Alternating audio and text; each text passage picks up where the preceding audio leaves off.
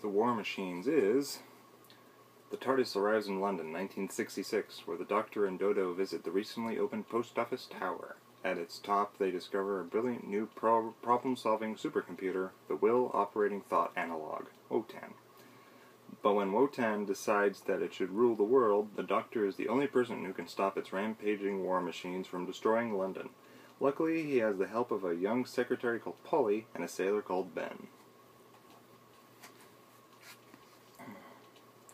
From the beginning, one can see the energy of the serial. Right away, I found myself very interested in what was going on and what was going to happen.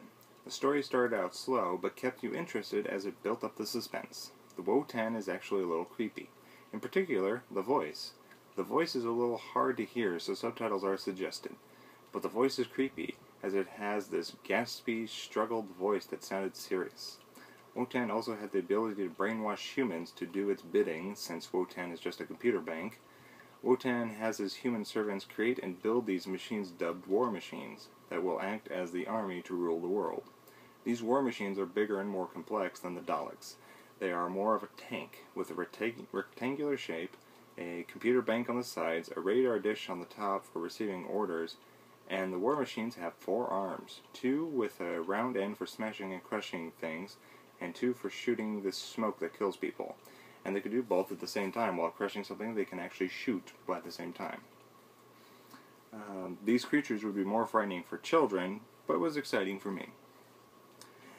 And I thought it was quite genius of how the Doctor figured out a way to capture one by trapping it in a magnetic field with magnetic cables, and then program the war machine to destroy Wotan. My favorite scene in this serial is when all the soldiers run away and the Doctor just stands there unafraid and stares at the war machine as it approaches. The whole story was a very good one and a little original for the series, especially since the Doctor arrives in 1966 on Earth in London. The only disappointing thing is that Ian and Barbara don't appear. The action scenes were exciting and kept me on the edge of my seat and were edited pretty well. This serial is the last serial of Dorothea Dodo Chaplet. Her leaving is one of the few times that a companion leaving wasn't handled that well. At first it did, for she gets brainwashed by Wotan and the Doctor hypnotizes her to forget it all and has her stay in a cabin in the country until she is well. At the end of the serial, a character named Polly relays a message saying that Dodo is going to stay.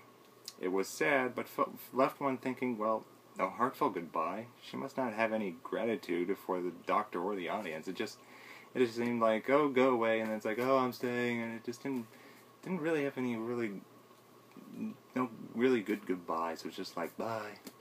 Didn't really like it. But we do get introduced to 2 new people who help the Doctor while Dodo is at the cabin. A 1966 teen hip secretary who goes to swinging nightclubs named Polly, and a sailor named Ben. They do their jobs as companions in this serial, and do a good job, and officially become companions at the end, when they enter the TARDIS, thinking it is a police box, and wondering why the Doctor is going into it, and get taken away on the next adventure.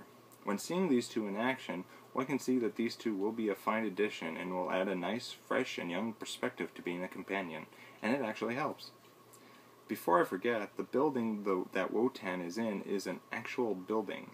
They didn't film in it because they were not allowed to, but they filmed the outside. It is the Post Office Tower. It has many other names throughout the years, but back in the day it was just called the Post Office Tower.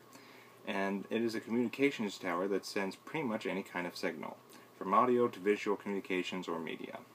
It was just completed when they filmed that serial and looked marvelous in the shots they use. And as I said, the building is still around today. Out of 5 stars, I give this one 3 stars.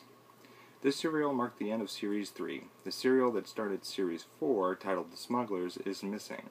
In that, the Doctor's new companions, Ben and Polly, deal with pirate smugglers in the 17th century. And the serial after that is The 10th Planet, where we are introduced to one of the Doctor's recurring villains, the Cybermen, and we say goodbye to the first Doctor. And that will be in our next review. Until then.